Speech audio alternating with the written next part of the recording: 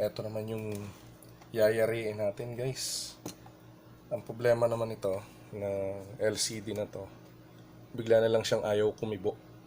Hindi siya kumikibo. Siguro napagod na dahil yung huli kong ginamit to, ano pa eh, ang pahinga lang nito brownout kasi ginamit ko siyang monitor sa CCTV. Bali almost 7 years na siya na hindi pinapatay. Ang pahinga nga lang brownout. So, pag ganyan yung problema ng LCD natin, kadalasan, ang common issue sa capacitors. Ito, pag sinaksak natin, lagyan natin siya ng supply.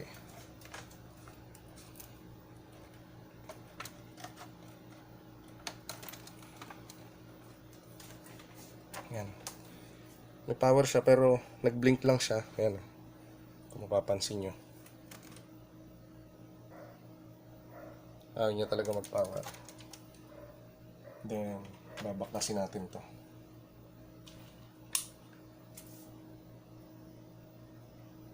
Okay. Buti na natin.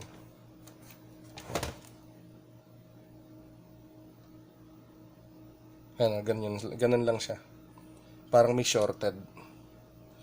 Pag ganyan, shorted na yung mga capacitors niya. Ibig sabihin, bloated na lahat. So, papalitan natin yun para mag-normal siya. Sana lang walang damay na kasi na mga transistor o power transistor. Kasi minsan akala natin capacitors lang pero nagdadamay din minsan.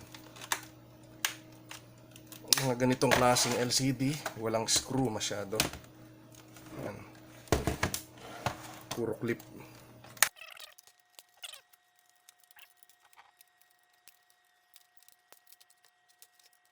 Dahan-dahan tayo guys dito kasi may ribbon yan.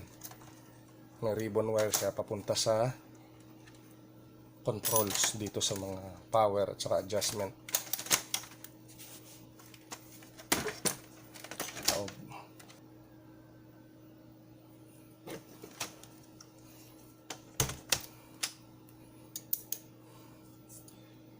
Hugutin natin itong CFL niya.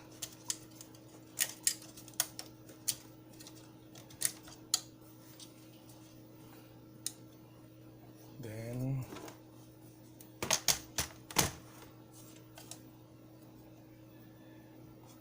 yung ribbon.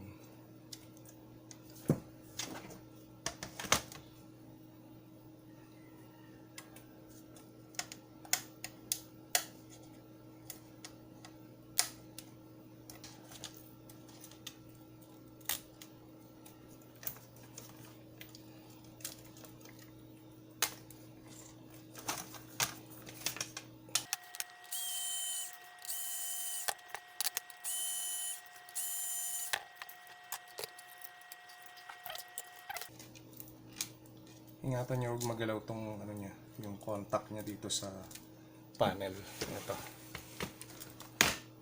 Kasi maselan to. Once na nabunot mo minsan yan, susunod, mag-white screen ka na lang. Sobrang selan. Kaya hindi ko ginagalaw yan. Pwede mong galawin pero kailangan i-fix mo ulit. So, ang titirahin na lang natin dito, itong board.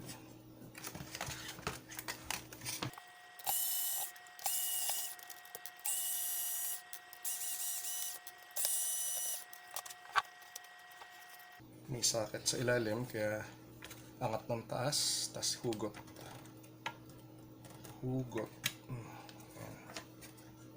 Then mare-reveal na yung board. May charge pa to, ingat kayo dito sa capacitor na malaking to. Makakakuryente yan. So, hugutin muna natin yung power para hindi makadamay. Ito, kung mapapansin nyo yung board, may charge pa to. Pag shortin muna natin, baka makuryente pa tayo eh. Ito.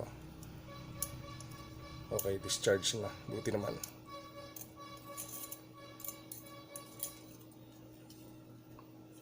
Kung mapapansin nyo, ang ingay na magpuputo sa labas, grabe.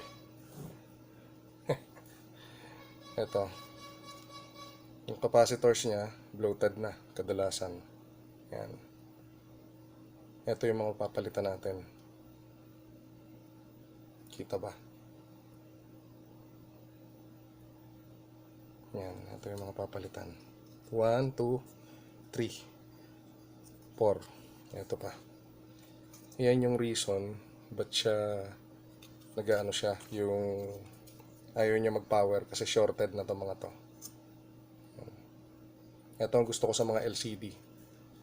Madali siyang i-repair. Hindi katulad ng mga LED disposable pag nasira tapon. O kaya palit na buong board. Pati drivers. Tsaka yung driver ng video niya. Kaya sa LCD pa rin ako. Yun nga lang, mas matipid nga lang ng konti syempre yung LED kaysa dito sa mga LCD na to. Okay, start natin. So yung value ng nasira na capacitors ay 35 volts, 470 microfarad. Yung papalitan natin. Ito may mga guide naman to kung ano yung positive at negative. Yung may line lagi na white or gray na to, ito yung negative.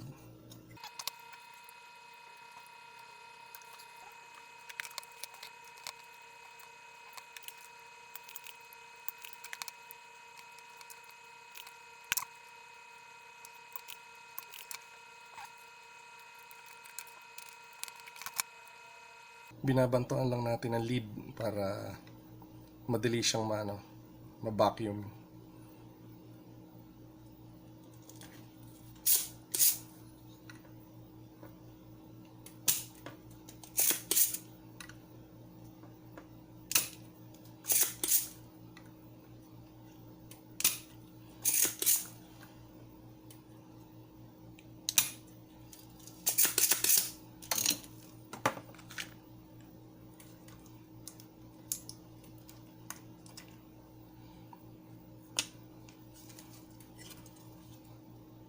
Yan, bali, yung white, yung nakikita nyo white na yan, ibig sabihin niya negative. Doon nakatapat lagi itong line na to. Itong parang linya ng kalsada. Negative, lagi dito sa white, dito yung positive. Yung kulay ng board, yung walang kulay. Yan, kitang-kita nyo naman, di ba? Yung focus.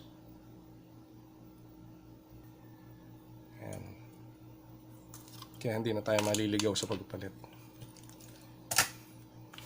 Okay, ipapalit natin yung capacitor. 4.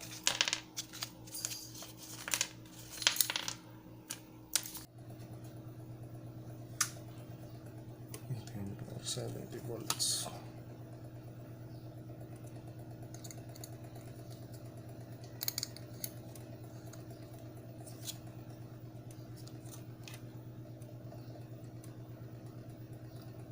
Huwag kayo magkakamali magkabit ng reverse polarity nito at sumasabog yung capacitor. Pag pumutok to, para tong plapla. Parang super lolo ang putok nito. May sipol pa.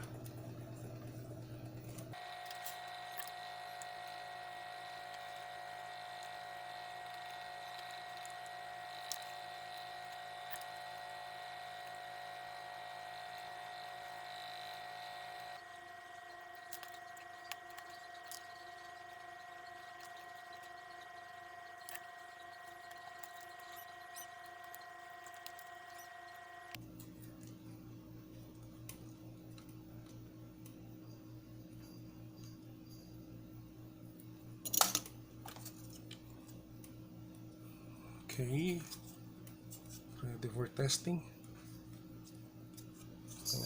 Double check nyo yung capacitor bago nyo isaksak. Ito, negative. Lahat magkakapantay naman yan. Kung ano yung mga katabi niya, same lang ng polarity lahat.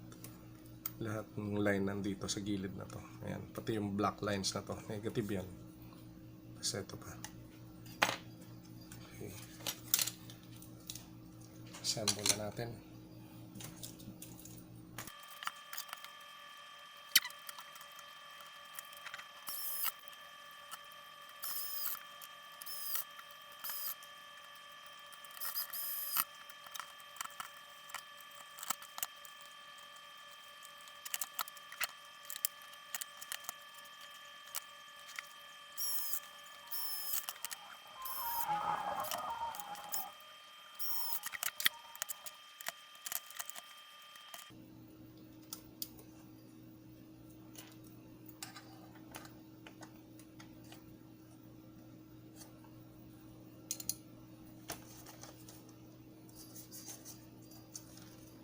Try muna natin kung sasabog.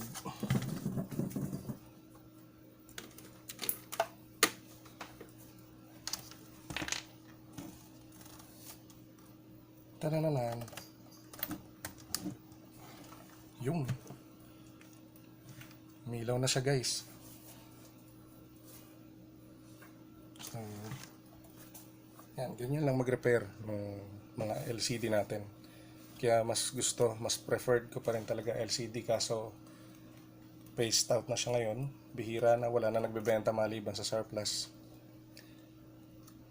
Pero pwede rin natin i-convert ng LED to. Sa susunod na video, pakita ko sa inyo kung paano mag-convert para maging LED siya. Kasi same lang naman eh. Halos yung backlight lang naman yung pinapalitan nila sa kadalasan sa mga LED. Pero syempre yung mga talagang high definition ibang usapan na LED yun. May mga OLED na. So dito sa power, gumagana na siya. Ayan, smooth na. So, yun, that's it. Saka shoutout ulit sa aking best friend sa YouTube, si Rush28. Ano nyo rin, visit nyo rin yung YouTube channel niya. Malilibang din kayo sa mga trip ni Rush28. That's it. Okay, thanks for watching. Please like and subscribe.